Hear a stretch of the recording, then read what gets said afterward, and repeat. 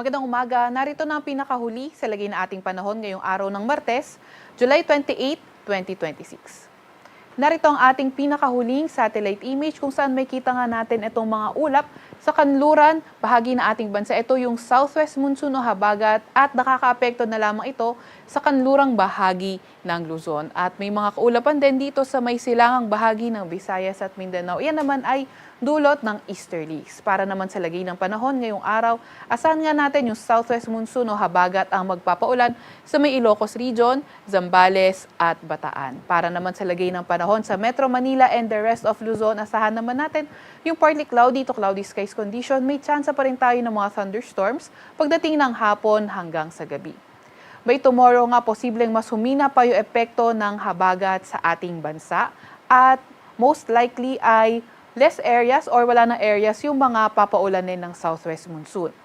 At inaasahan nga natin by Wednesday until Saturday sa may silangang bahagi ng southern Luzon, posibleng maging maulan. Kaya antabay pa rin tayo sa mga ilalabas na update ng Pag-asa.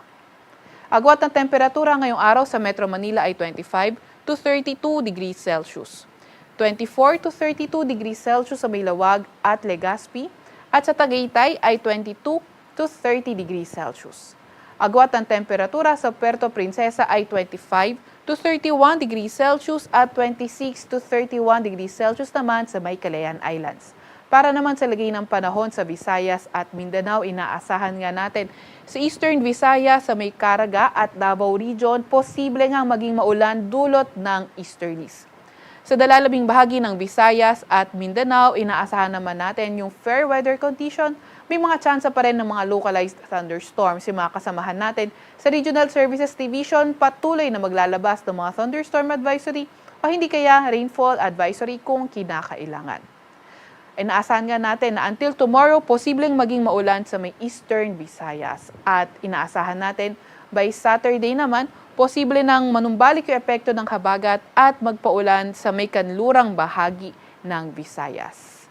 Kagaya nga ng nabanggit, patuloy pa rin tayong mag-antabay ng mga update sa Pag-asa. Sa ngayon naman, wala tayong namomonitor na low pressure area or bagyo sa loob or malapit sa ating Philippine Area of Responsibility. Agwat ng temperatura ngayong araw sa Iloilo ay 26 to 32 degrees Celsius. Agwat naman ng temperatura ngayong araw sa Cagayan de Oro ay from 24 to 32 degrees Celsius. Wala pa rin naman tayong gale warning sa kahit na anong dagat baybay na ating bansa. Sa Klakhang, Maynila, ang araw ay sisikat ng 5:38 ng umaga at lulubog ng 6:27 ng gabi.